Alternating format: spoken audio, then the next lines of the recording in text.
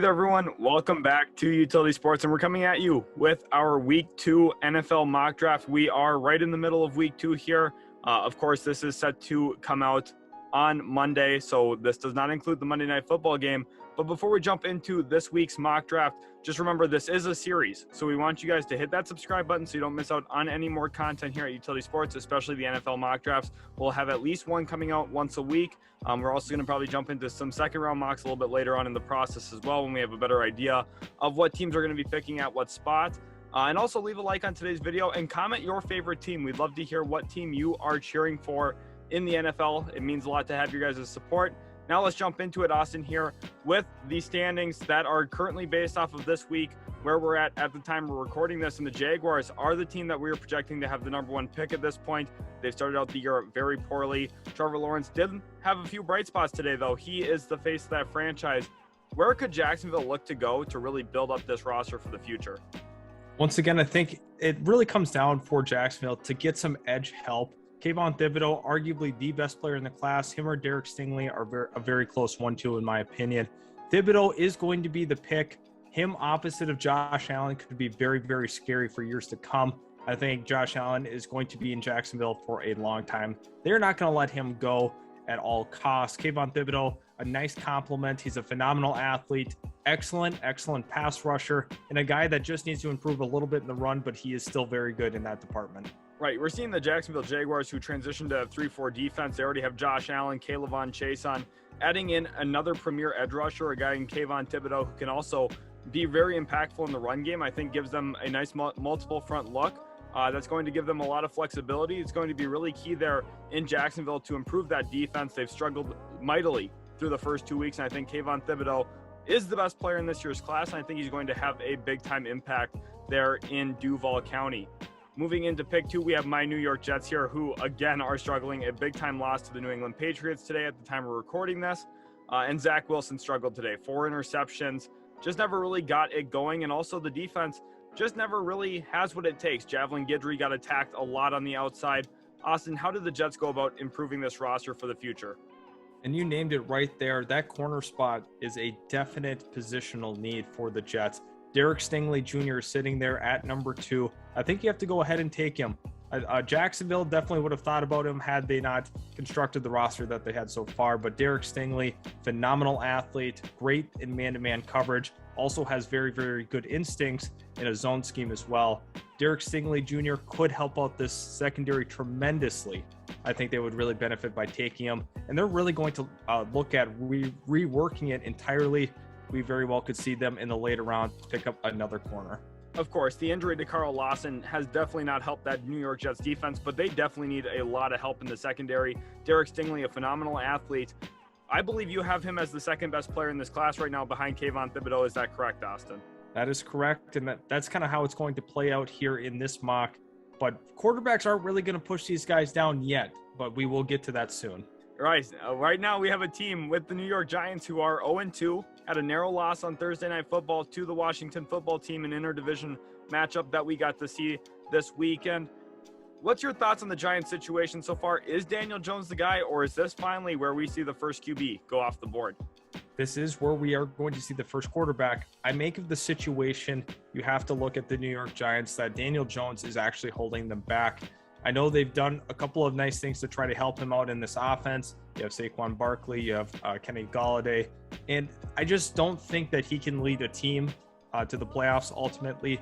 I think they have a decent roster as a whole, but Daniel Jones' turnovers just kill this team. That's the problem with them. I'm going to actually take a dynamic athlete here. Malik Willis from Liberty is going to be the pick. Reason being, he's an explosive athlete. He's got a big-time arm in terms of arm strength. Accuracy is coming along right now. He's throwing over 70% in his first couple of games. So, hopefully he has been able to kind of refine those mechanics and become that true franchise quarterback. And this might be a hot take. I know a lot of people like Spencer Rattler to go as the first quarterback, or potentially Sam Howell, but we are going to be a little bold here at Utility Sports and say that Malik Willis ends up being the first guy taken at the quarterback spot. Like you were saying, this is a very bold take here. This is the first time we've seen this in our mock draft process, that Malik Willis is the first quarterback off the board in the 2022 NFL mock draft cycle here. And he's played really, really well this year for Liberty. He's an Auburn transfer. I know you had mentioned that to me off camera, and he's someone who has really impressed me with his dynamism as a runner. Also has the ability to throw the ball outside the numbers. He's been great in the first two games throughout the college football season, or 3 games rather, excuse me. And I think he's someone who's going to continue to improve his stock as we go throughout this process. Is there a chance, do you think, that Malik Willis could be the first overall pick come draft night? Depending on who is picking first, like if we see the Detroit Lions there, that might be a possibility. If we see Atlanta there magically, which I don't think will happen, that is a possibility as well. So depending on who it is, I think there's a chance. And if there is a team like Jacksonville or the New York Jets sitting up there that have their franchise guys, I think it's a very likely trade down scenario, and Malik Willis could be that guy. Now, this is a player we're talking about who ran for 1,000 yards nearly last year in a shortened season. So I think it's really impressive what Willis has done. His resume looks good. Obviously, he's playing at Liberty. Doesn't get a lot of national attention, but this is a guy that should be the spotlight player moving forward. When physical traits meet production, you see a player that goes very, very high in the draft. Malik Willis is going to be a key name to watch as we go throughout this process. I'm in love with him as a prospect. I have him as my QB1 at this point, and I think he's going to be a phenomenal grab for whoever lands him on draft night. Moving into 4, you alluded to Atlanta possibly looking at a quarterback. Here at this point, is that the direction you have them going? Is this Matt Ryan's final season in the ATL? I think that it's possible that it's the last season. Perhaps it might not be. Well, regardless of what it is, I think Spencer Rattler is going to be the pick. This has been the consensus number 1 pick from a lot of people in the mock draft community. I think there's a chance he starts to slide. We see some deficiencies in his game. Sometimes tries to hit that big time ball. He's not always checking it down to his backs when he needs to. Sometimes can be a little erratic in his throwing motion as well. Rushes things a little bit. Kind of sometimes a one-read guy at certain points in the game.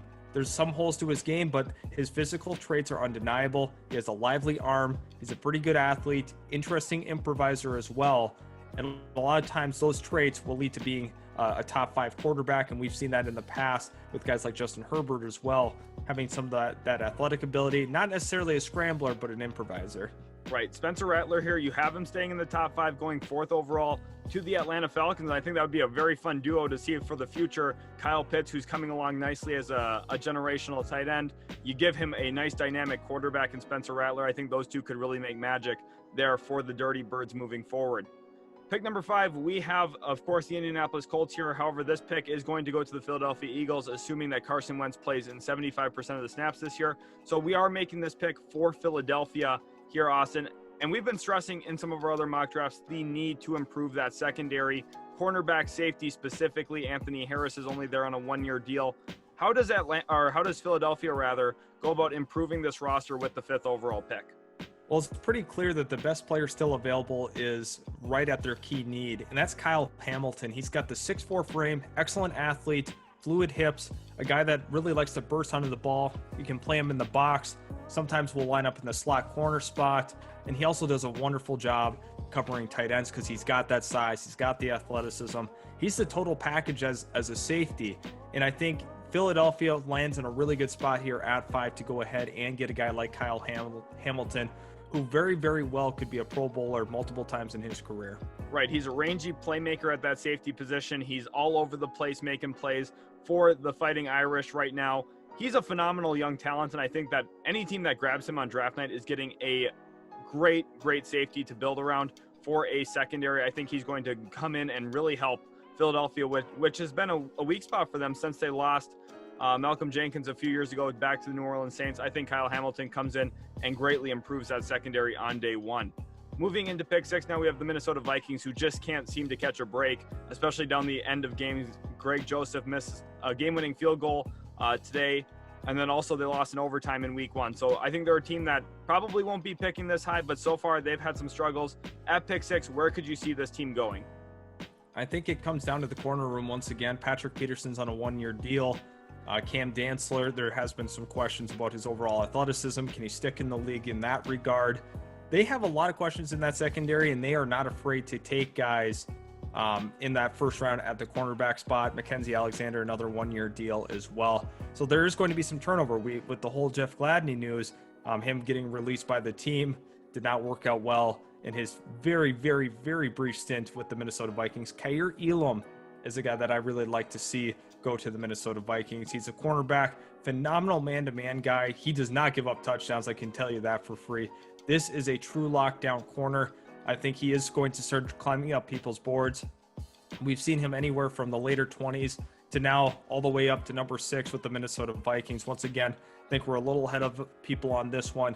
Kaiir Elam has those traits. He has the coverage skills to be a top 10 pick. I like this a lot for Minnesota. It's clear watching this team that they have the defensive front you need. They have the linebacker play when they're healthy. Anthony Barr, Eric Kendrick's one of the best linebacker duos in the NFL. It's all about trying to find some cornerback play. Bashaud Breeland struggled pretty early on in the season. Of course, we've seen Patrick Peterson give up a few catches as well pretty early on. I think that cornerback is the key need. Kaiir Elam, a phenomenal grab for them, 6th overall. We'll see exactly where they end up picking when it comes to the actual draft later in April. Pick number 7, we have the Detroit Lions here, a team that has a Monday Night Football matchup at this week. So at the point we're recording this, they're only 0-1. We'll see how that matchup goes for them on Monday night. But here, what's the big need for them? Are they looking quarterback to replace Jared Goff? Are they looking to try and find a wide receiver to help out Jared Goff? What do you see for this franchise? I like the overall wide receiver depth in this class. I don't think that they have to go ahead and take a wideout at this point, but you definitely have to think that they are looking at that quarterback spot. It really depends on how Jared Goff plays down the stretch. Had a pretty good week 1 overall, speaking, against that 49er defense, but the Detroit Lions will very likely, depending on how the season goes, be looking for a quarterback. Sam Howell is going to be my pick. Not a guy that's really going to wow you in terms of his overall arm strength, but he's a guy that can place the ball accurately, throws with anticipation. The one thing that concerns me a little bit is the style of offense that North Carolina plays. Is it conducive for the next level? A lot of RPOs and decision-making in that regard. So I don't know if that's really going to fit that pro-style offense, but maybe Detroit's able to cater what they do around his strengths in college. Right. We might be seeing a potential trend here. Sam Howell was in the top 3 in both of our last 2 mock drafts, falls down to 7 here. Do you think this is a potential trend to watch? Could we see Sam Howell fall possibly even further during this process? You know, for a guy that doesn't really wow you in terms of traits, I think that's very, very possible. There's a couple of other quarterbacks that we will allude to a little later on that potentially could leapfrog Sam Howell due to, their overall potential. So Sam Howell, he is not safe to be a top 10 pick right now. However, I think that, he will probably very likely stick in that top 10 when it comes draft time. Awesome. That is going to be a key storyline to monitor as we go throughout this process. Sam Howell's production at UNC, of course, will adjust where we have him going in our mock drafts throughout this process. Pick number 8, we have the Tennessee Titans here. We are recording this during their overtime matchup, so that's why they are at pick 8 currently. Austin, where could you see Tennessee going on draft night? I know that tackle's a huge need for them. They've not really been able to put a consistent offensive line in front of Derrick Henry. They've lost some guys in free agency. The Isaiah Wilson pick kind of fell apart. Is that where you see them going, or are they looking along the defensive front again? I thought about the defensive front at this spot, but I think that getting a guy like Evan Neal is a terrific value. Evan Neal's a really, really good player. He's converting from right tackle to left tackle, and we'll see overall how it goes for him this year at Alabama. But the guy that's definitely got all the physical traits that you're looking for. He's one of the strongest linemen in the class. He's a big-time mauler, and that fits in perfectly with this Tennessee offense. They are going to be drooling over him at pick 8 if this is kind of around where they're selecting. I would not be surprised if a team like Cincinnati would try to jump up and go get him as well. Right. Evan Neal could be a special prospect for the Tennessee Titans. They are such a run-heavy team. Derrick Henry's already 27 years old, so you want to try and put the best offensive line in front of him while you still have some good years left in the tank there in those legs of Derrick Henry. And I think Evan Neal would be a phenomenal building block for that offensive line. Moving into pick 9, we have the Houston Texans, who I think have surprised some teams in a lot of ways. They've been very surprising to me. They've been very competitive with Tyrod Taylor at quarterback. Of course, Davis Mills came in and played a little bit for them today. Where does Houston really look to go on draft night to build up this roster? Some people think that Davis Mills could be the starting quarterback for the Texans. I don't think that they're really going to believe in him that much. I mean, maybe they do, but I think if you're picking at this spot for Houston, they're very well going to be looking for a quarterback. Matt Corral is going to be the player that I am watching very, very closely. A guy that's not really on a lot of people's radars. I think he could be a top 10 selection.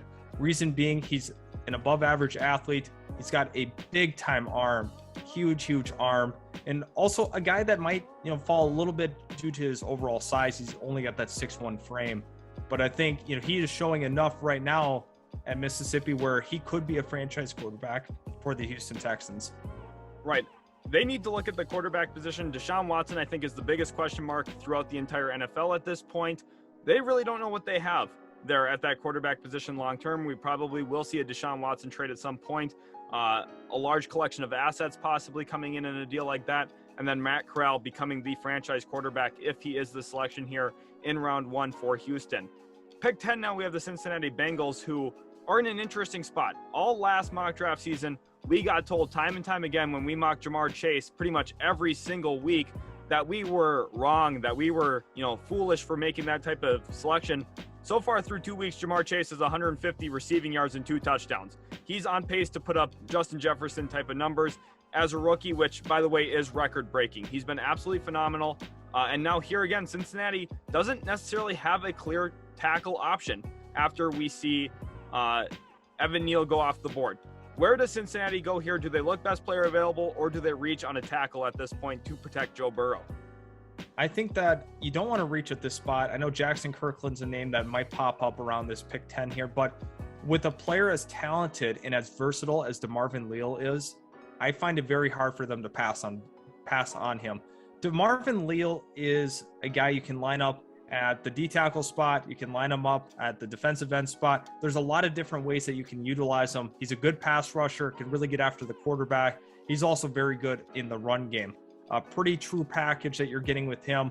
Overall, I think that this is phenomenal value at pick 10.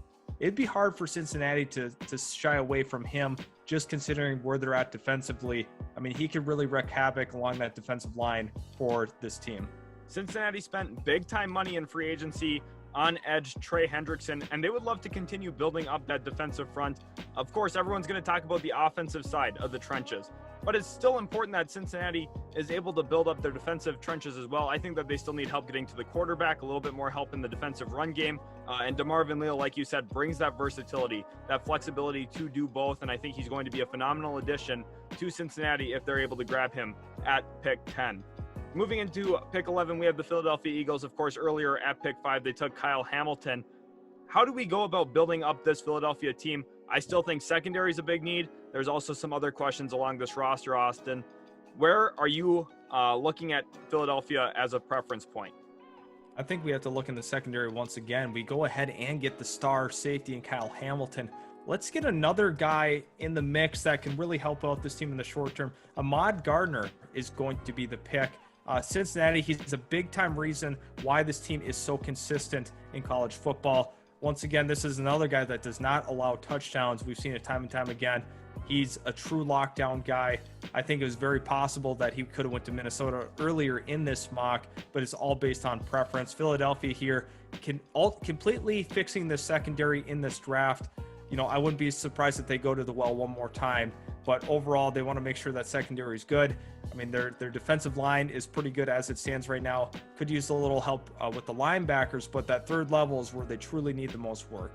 Right. Ahmad Gardner is one of my favorite players in this year's class. He is phenomenal in man-to-man coverage. When you're adding a rangy safety over the top like Kyle Hamilton and then pairing it with a phenomenal lockdown corner in Ahmad Gardner, I think that is a recipe for success, especially when you have some really talented receivers in your division. Kenny Golladay, of course, the New York Giants. You also have the Dallas Cowboys there with Amari Cooper, CeeDee Lamb, two guys who are going to be problems. Michael Gallup there as well. We'll see if he's there for the long term. They've got a lot of talented receivers that they have to deal with. Terry McLaurin, Curtis Samuel, don't want to discredit them either. A lot of talent in the NFC East along the wide receiver position. I think Ahmad Gardner, Kyle Hamilton instantly make Philadelphia a lot more competitive when it comes to the passing game. Pick 12 now. Here we do have the New York Giants. This pick comes from the Chicago Bears from the Justin Fields trade from last draft. Austin, now with the New York Giants, we've already got their franchise quarterback in Malik Willis to replace Daniel Jones. Where else should New York look to build up this roster? They have to look along that offensive line. I know they've been slowly trying to build it with guys like Andrew Thomas, Matthew Pert, but I think it's really important that we check the interior. Tyler Linderbaum is an underrated player in this draft just because he is a center, but we're going to show him a little bit of love. I think the New York Giants would be wise to take a center. You know, with Malik Willis, you want to make sure that your franchise quarterback is protected, and they get to do that with the luxury from that trade down with the Chicago Bears. You're getting a very talented center here at number 12. Right, a true All-American center coming from a school that produces offensive linemen almost like no one else.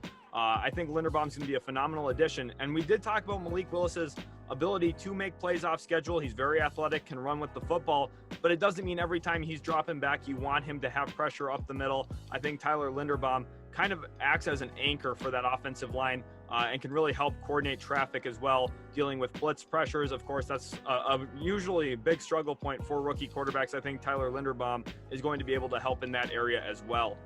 Pick 13, we have the New Orleans Saints, who are a little up and down. Week 1, phenomenal game. Blew out the Green Bay Packers. Week 2 did not come out with the same intensity. Ended up losing to the Carolina Panthers. Austin, what do you make of the New Orleans Saints so far this early in the season? And then where do you see them going with their selection? I mean, they've been all over the place just with how dominant they were in week number 1. It was safe to think that they very well could have been a playoff team. And then this week, they took a huge step back. I'm not exactly sure what to make of this team. I think we need a couple more weeks of Jameis Winston, really trying to get comfortable in this offense. But at pick 13, I think something that they definitely need is another wide receiver. Garrett Wilson from Ohio State would be a phenomenal selection. He can be a nice red zone threat for this team. They already have Michael Thomas. You add a guy like Garrett Wilson. This team has a little bit of a history of taking some guys from Ohio State they're very comfortable selecting from that program. And Garrett Wilson has been the preferred target for CJ Stroud as well. So overall, I think this is a good pick for them. They need to make sure that they have a true number 2 or Jameis Winston to throw to. Right, New Orleans definitely does love their Ohio State products. Michael Thomas, Marshawn Lattimore, just to name a couple. Garrett Wilson coming in, I think, gives you a nice dynamic weapon across from Michael Thomas. And if you believe Jameis Winston is the guy, you have to give him some weapons to make it work. Of course, Alvin Kamara is so dynamic out of the backfield. I think this New Orleans Saints offense that Sean Payton likes to run there could really blossom with Garrett Wilson coming into the fold. Pick 14, we have the Dallas Cowboys here. A team that's, again, a little hard to kind of make out what they are. Defensively, I think that they have some real struggles, especially that number 2 cornerback spot. But offensively, it looks like they can move the ball. Tony Pollard's having a big-time role this year as well. Surpassed 100 rush yards today, which is pretty impressive in its own right. Where do you think Dallas could go at pick 14, Austin? Is cornerback really where you're staring down? And that's where we thought they would go last year. They opted to go with Micah Parsons with their first-round pick. I think this year they don't make that decision. I think they want to make sure that they stay in the secondary. There's a couple of guys that are definitely worthy. Andrew Booth Jr. is going to be the pick out of Clemson. Some people have him as a top of the second-round pick. Some people have him in that first round. Clemson's been a little up and down this year. I think Andrew Booth can definitely play himself into that 14th spot just with his overall length and his ability to cover. So for the Dallas Cowboys, really critical that they improve that secondary. Trayvon Diggs looks like he is here to stay. He could be that true number 1 corner. And also they're kind of repiecing that secondary. It's kind of the same issue that the Philadelphia Eagles are having, but that offense can definitely move the ball. They're very, very impressive. They just got to assure the back end of that secondary. Most definitely. And a little bit of a projection here for Booth Jr. Of course, you guys could all see his ranking, that he wasn't ranked necessarily as high as some of these other players, but Austin tends to be ahead of the curve on a lot of these guys, puts a ton of time and effort in. And I trust his judgment when it comes to some of these players. He was ahead on a lot of guys last year, and I think that's going to continue to be true throughout this process. Andrew Booth Jr. is going to be a guy that we see climb up the rankings a little bit as we go throughout the season. A long college football season yet. Of course, we still have Pro Day, Combine, all that fun stuff ahead of us too. So Booth Jr. maybe not at 14 right now for a lot of people, but very likely we could see him ending up this high a little bit later on in the process. Pick 15, we have the Los Angeles Chargers here, who did not get a W today, so they are 1-1 on the season. But Justin Herbert, again, looked very good, threw for 350 yards. Mike Williams caught a touchdown, but I think that is a key question. Will Mike Williams be back in Los Angeles? This is the final year of his contract. And does that affect their options here at pick 15? Austin, what's your thoughts on Mike Williams and the wide receiver position? I think it's very possible that Mike Williams is not a Charger next season. Therefore, you have to look at that wide receiver spot. Chris Olave is a very, very interesting prospect here. Like I had mentioned in previous videos, he's not the most athletic. He's not the best in terms of catching traffic. What he will do is he's just an all-around very, very good football player, really good route runner, really deceiving in his routes. Chris Olave is going to be the pick. I think if you want to continue Justin Herbert's development, you have to make sure you have that true number 2 wide receiver along with Keenan Allen.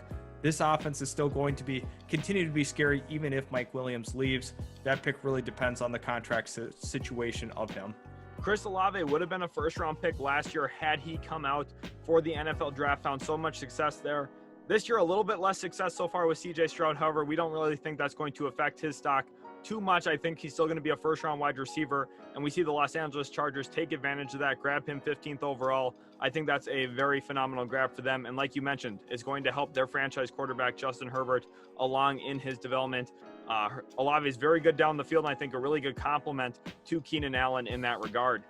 Pick 16, we have the Green Bay Packers here, another team who's probably looking at the wide receiver position. Of course, it seems like they should be every single year. GM Brian Gutekunst tends to not draft that wide receiver position. Do you think we see a little bit of a changing of the guard there? However, this time around with Davante Adams very likely out of Green Bay. Yeah, it really depends on kind of what happens with Davante Adams. Even if Davante Adams decides to stay in Green Bay, I think there is a possibility that they do take receiver. John Mechie III is an interesting prospect, one of the best route runners in the entire class. He's not found a ton of success so far this season, but it's very, very early on. Him and Bryce Young are trying to establish a connection, but they will get there at some point in the season. This offense is too dynamic to not have that click all year long. So we could see John Mechie climb some boards. I know he's ranked 34th right now, but I think it's very possible he works himself into the middle of that first round. Right, we see him go 16th overall to the Green Bay Packers. If Jordan Love is going to be the guy of the future there in Green Bay, you're going to need to put some wide receivers around him and add some talent along that offense. And I think John Mechie could be a very good starting point for Green Bay at the middle point of the first round. Pick 17, we have the Baltimore Ravens. Of course, they are playing the Kansas City Chiefs tonight on Sunday Night Football. And they're a team without Rashad Bateman right now. They have an interesting offense. Of course, the running back situation has been terrible just with the injuries that they've had to sustain. Tyson Williams is doing the best he can there. They are very thin in that regard. And you're also looking at a team that traded Orlando Brown in the offseason, brought in Alejandro Villanueva on a one-year contract. Does that play into your thought process here on pick 17 for the Baltimore Ravens? Yeah, this is a direct result of the entire contract situation of Orlando Brown having to deal with. And then now they're going to go ahead and take Jackson Kirkland. This is an interesting prospect, all Pac-12 kind of guy. At one point in his career, he was playing guard. They kicked him to tackle, and he's been absolutely dominant there. He's earned a lot of respect of guys in the Pac-12. Very, very interesting prospect at number 17. Baltimore has to take a tackle because we don't know the situation of Villanueva moving forward. Right, I think Kirkland can come in, help immediately in that run scheme there for Baltimore. Hopefully next year they come back with J.K. Dobbins healthy, Gus Edwards healthy, and we're going to see a lot better of an offense from the Baltimore Ravens when they're healthy, when they have their pieces around Lamar Jackson. I think that Jackson Kirkland going to be a nice long-term right tackle for that team. And of course, you get him on that nice cheap rookie contract, gives you some flexibility in building your roster in a few other ways as well throughout that process. Pick 18, we have the Pittsburgh Steelers, who got back on, or actually did not get back on track today, lost to the Las Vegas Raiders in a surprising game. I think a lot of people were expecting Pittsburgh to pull that one out. Here, Austin, now with some question marks for their long-term future as well. Ben Roethlisberger, we don't know if he's going to be back next year. Are you looking at the quarterback position solely, or are there a few other positions you're considering as well? I think you could look a little bit along the offensive line, but I think the primary concern remains at that quarterback spot. You might have to roll with Dwayne Haskins into next season if you don't address it right now. Carson Strong, a guy who kind of mirrors what Big Ben is in terms of body type. Big, strong arm quarterback. Definitely not the most mobile, but he's a tough guy, really can hang in that pocket, and he can push the ball down the field. Also a guy that's been very, very clean in his game so far. Has not thrown a pick just yet in the season. So overall, he's having a very, very good start to the year, and he's been impressive. Not a lot of people have been kind of on the Carson Strong train as a first rounder, but I think that's something that we have to look at closely. Right, I think Carson Strong coming into Pittsburgh does make a lot of sense. Him and Chase Claypool, I think, would actually be a very, very good combination with Claypool's ability to take the top off the defense, make some plays down the field. I think Carson Strong would really work well with him, and I think that you get that strong arm quarterback in there that can make the throws that Pittsburgh asks you to make out of the gun. I think that he's going to be a phenomenal fit at pick 18 for Pittsburgh. Pick 19, now we have the Washington football team here, who are probably sad to see Carson Strong go off the board right in front of them. This leaves them in an interesting spot because Ryan Fitzpatrick, of course, is out for a few weeks with an injury. Taylor Heineke looked pretty good in their week 2 win over the New York Giants. What do you make of Washington, and where are they going to look to go on draft night? There's a couple of guys at the quarterback position that I think they're going to consider. Keaton Slovis is one of them from USC. The other one's Desmond Ridder from Cincinnati. Desmond Ritter's that dual threat quarterback, but Keaton Slovis can really manage an offense. I think that's what they need. He's very, very careful with the ball. He's an accurate quarterback, a good leader, kind of exactly what Washington needs at this point. They don't need as much of a risk taker. They want a guy that's going to maintain position, make sure that they, are just able to put points on the board and not turn it over. And their defense is going to take care of the rest at that point. So Keaton Slovis could be a very, very good manager for them. That's not exactly what you want to hear if you're a Washington fan. You want that big time prospect, but when you're picking at 19, it's very, very difficult to find that franchise guy still to this day. Maybe they opt to not go quarterback again. Maybe they explore the trade market. There's a couple of different ways that they can go with this. Right. In this mock draft, we are not doing any mock trades.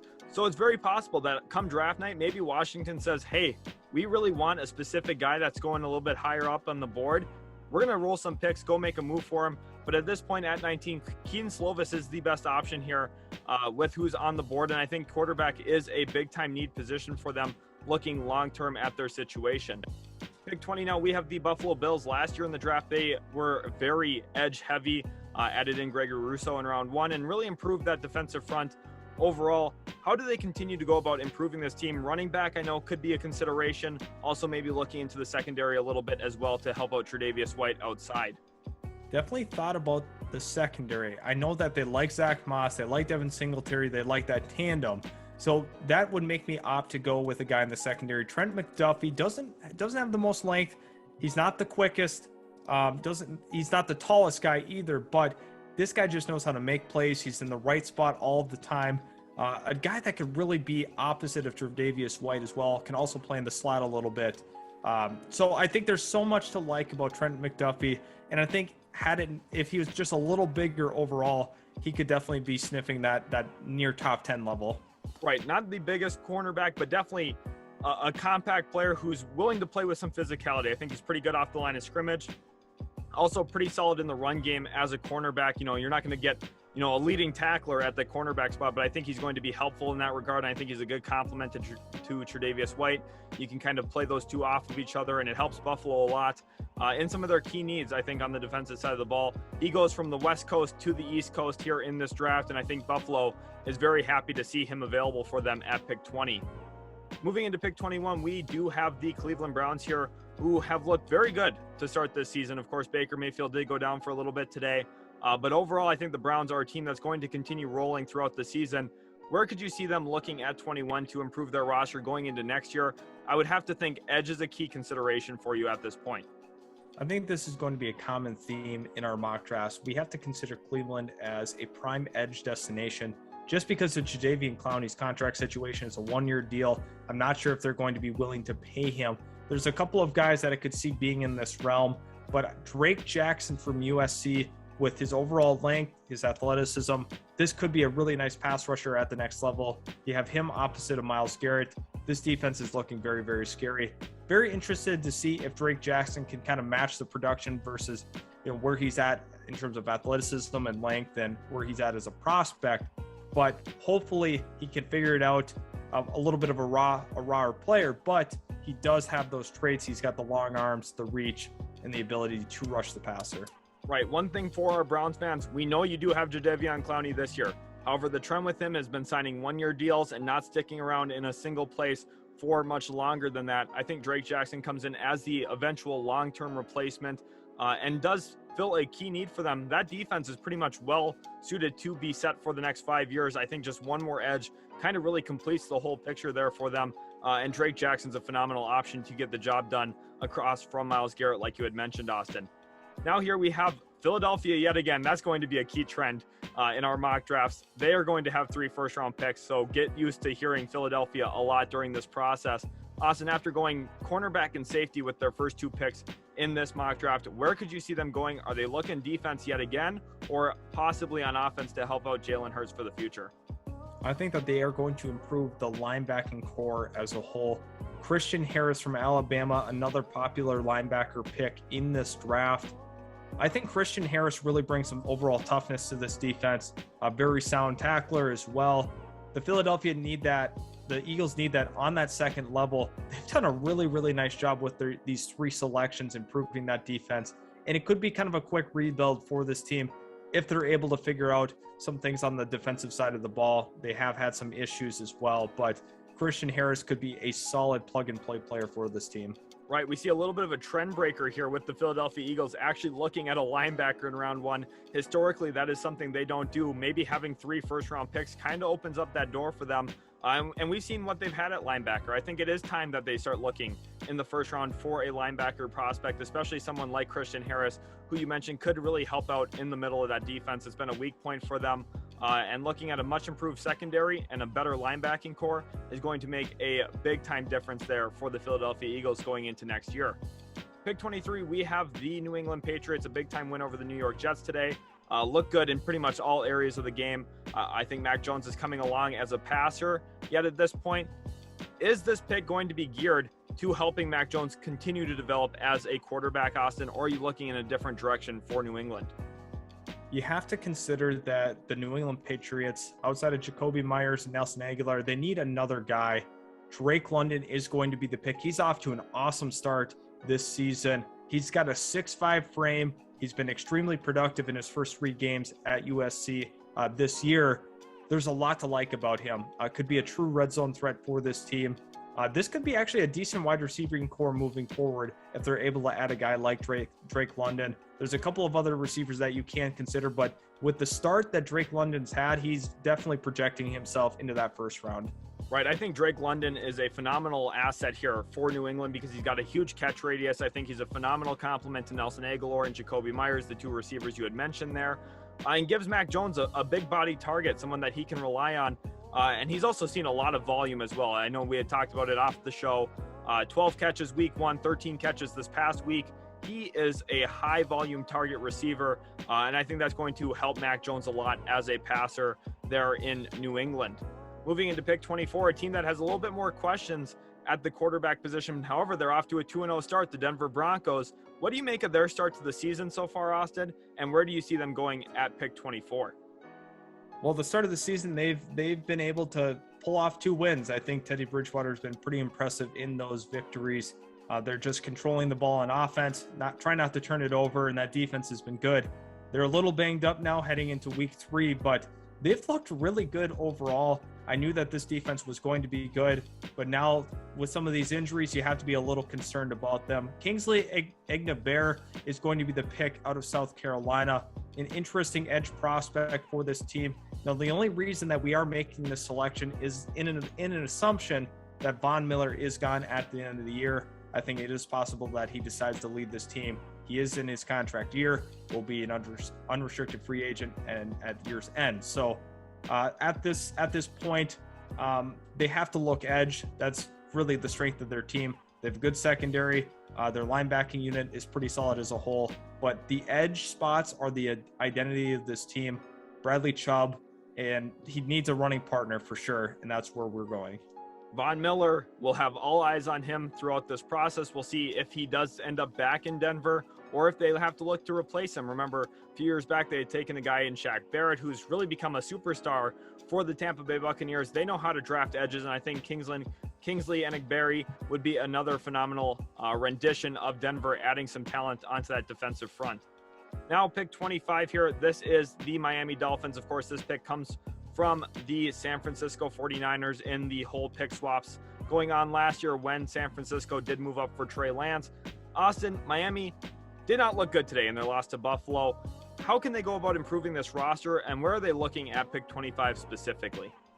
I think Kenyon Green is a very, very versatile offensive lineman. He can play tackle, he can play guard. There's so much to like about him, but he's a phenomenal athlete as well, can really move out in space. Big time mauler. But the Miami Dolphins need to do a better job protecting Tua up front. And we're not exactly sure how much longer Tua can last with this team. It's very possible we see a Deshaun Watson trade be made. This very well could be Houston's pick at the end of the day. However, Kenyon Green is exactly what they need right now. You have to protect Tua, and he can also really help out in the run game. Yeah, I think that would be a phenomenal grab for them, assuming that they do have this pick. Of course, Deshaun Watson, there's going to be a lot of rumors with him in Miami as we go throughout this process. But like you said, Tua Tagovailoa goes down with a rib injury today, coming from his blind side, the right tackle spot. They've been trying to make moves to improve there. Isaiah Wilson, for example, when they brought him in for a 7th-round pick, he didn't last for more than 3 practices. They need to improve in that area, and I think Kenyon Green could be a great example of that. Pick 26, we have the Carolina Panthers, who have looked really, really good to start the season. Beat both the New York Jets and then the New Orleans Saints in weeks 1 and 2. Sam Darnold's looking like the real deal there in Carolina. How do they go about improving this team, Austin? Are they looking on the offense for a little bit of help on that offensive line, or possibly in the defensive secondary? I think you definitely could consider the offensive line, but there's a player that I really like to fit alongside of Jeremy Chin. That's Brandon Joseph. Smart player, great instincts on that back end at that safety spot. There's so much that they could do defensively with him. Can be a little bit of a chess piece as well. Those versatile safeties are really, really key. And especially since they built a really nice defense to begin with. And now that offense is finally starting to come along a little bit, now that they were able to upgrade over Teddy Bridgewater, this could be a dangerous team in the future. And they've done a really nice job building some assets up on this defense. The big time trend there since Matt Rule has become the head coach in Carolina is defense, defense, defense. On draft night, of course, they went with J.C. Horn last year. We see them go with Brandon Joseph in this mock draft. I think that's a phenomenal addition to a team that just needs a little bit more help in their secondary. An improvement over Justin Burris, I think, would be a very nice addition for this roster. Pick 27, we have the Las Vegas Raiders, who I think are one of the big surprises so far. Of course, had a nice week 1 win over the Baltimore Ravens, then a surprise win here in week 2 against the Pittsburgh Steelers. Derek Carr is looking like the real deal. He has over 800 pass yards in the first 2 weeks of the season. Baltimore does still have some needs though, Austin. How do they go about improving this roster? Pick 27 is a key asset for them to do so. I think that you have to definitely consider a true red zone threat, and that's where the Raiders can go ahead and take a guy like George Pickens. Very well could have been a top 15 pick had he not torn his ACL, but I think he is still that kind of guy. True red zone threat, great catch radius, good frame. There's a lot to like about him as a prospect. You know, recovering from that ACL injury is not going to be an easy process, but George Pickens can be a true number 1 wide receiver for a team still. You know, just because of the injury, he does fall in this mock. Right, Vegas is a team that moves the ball so well from the 20-yard line to the other 20. Darren Waller, one of the best vertical threat tight ends. Of course, Henry Ruggs is an absolute speed demon, can take the top off the defense over with Derek Carr throwing the ball over the top. I think those two are a phenomenal combination. Now it's just looking at a wide receiver who can help you down in that red zone. I think there's just a little bit too much pressure right now on Bryan Edwards to be the only contributor in that area. And I think George Pickens comes in as a phenomenal top-tier wide receiver for them and really helps this team score more touchdowns when they do get down to the red zone. Pick 28, we have the Detroit Lions here in a pick that comes from the Los Angeles Rams with the Jared Goff trade from earlier this past offseason. Austin, here the Lions, having already gone with Sam Howell at pick 7, are they looking for a wide receiver to help him out? I know you and I are not the biggest believers in that wide receiver room that they currently have. I think that they definitely have to think about going wide receiver at this spot. I'm actually going to have them fix the secondary in this a little bit. We're going to have Jordan Battle go from the University of Alabama, a guy that's very comfortable playing up in the box. And for the Detroit Lions, I think they need a little bit of help on that back end.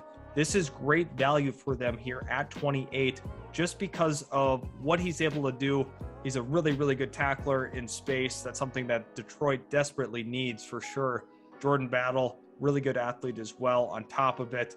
Very, very good value for this team at 28.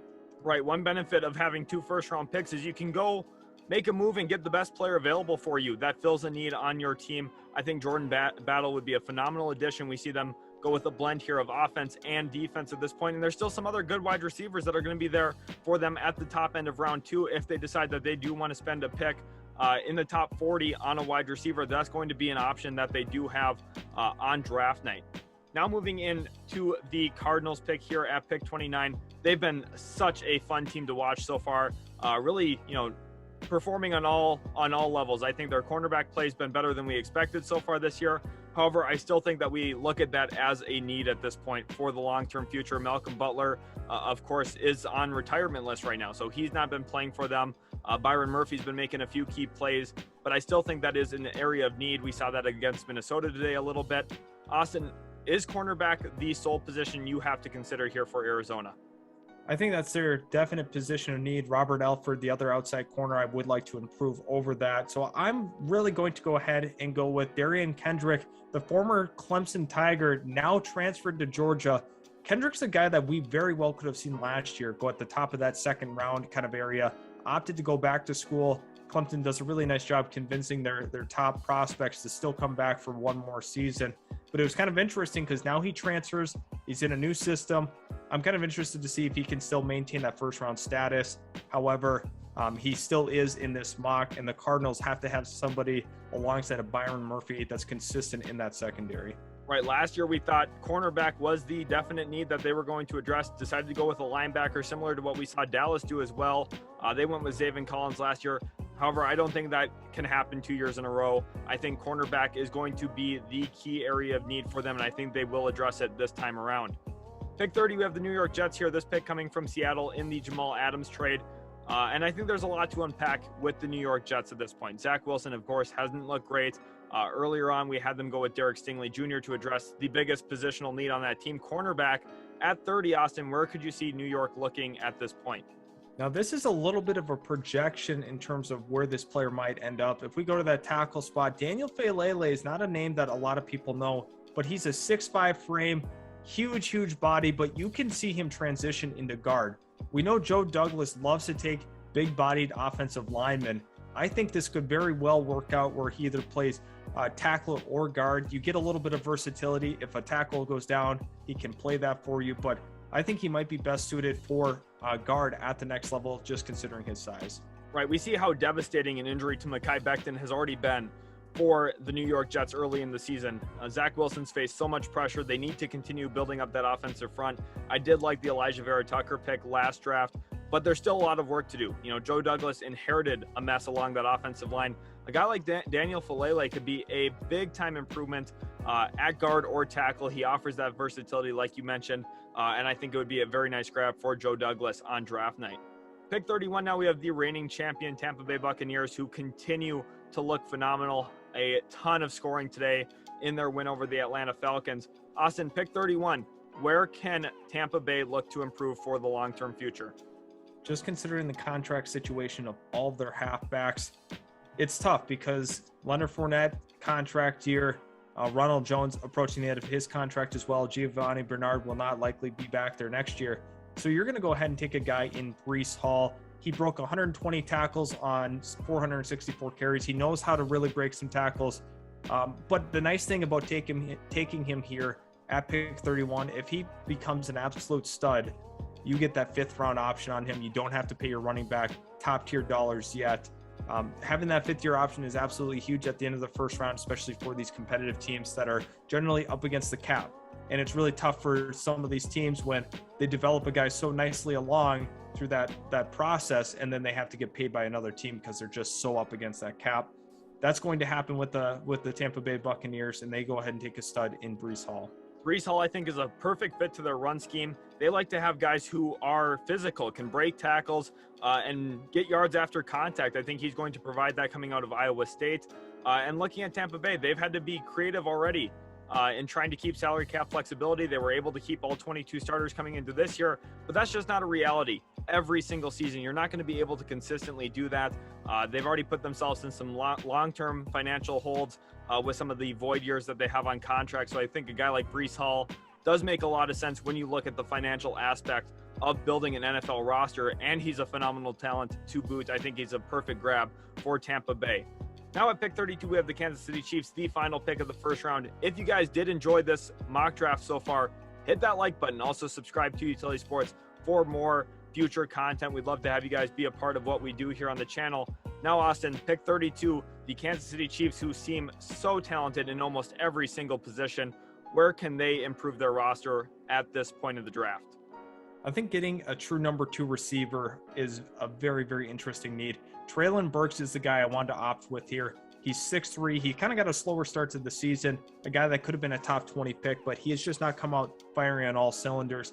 However, he could be a really nice red zone threat for this team. So if we look at some of the grades, they're obviously going to be a little skewed just because of where PFF has people. I do want to point out PFF also had Patrick Mahomes as the 4th best quarterback last season. So just to keep that in mind, take it with a grain of salt, the grades on these. So overall, what are your thoughts on what we've seen in this draft? Right. You're going to see some issues here. Of course, PFF says that Kayvon Thibodeuax is an F pick. He's the best player in this class. PFF has a real bias towards quarterbacks and also towards cornerbacks based off their ratings. So that's why we see a guy like Stingley Jr. get an A+ grade, who we think is a phenomenal player. Kayvon Thibodeuax is also a phenomenal player who's going to be great in the run. So don't necessarily pay too much attention to these grades. They're just kind of more of a general barometer of what to expect. For example, Evan Neal's clearly the best tackle in this class, and they give this a B- grade for a team that badly needs a tackle. PFF is very nice for this mock draft. In terms of the layout of it, that's why we are using it. However, these grades don't necessarily play the biggest impact on our actual thought process going into it. Of course, their rankings are different than ours, and I think, Austin, you usually tend to be a little bit ahead of the curve on a lot of these guys. You guys can go back, check our mock drafts from last year as well. You'll see a lot of trends that Austin was ahead on as we went through all the weeks. Make sure you guys are subscribed so you don't miss out on our future videos. Also, hit that like button, turn on the notification bell, check out our TikTok. Link is in the description. Again, thank you all so much for watching. Hopefully you did enjoy, and we'll catch you in the very next video.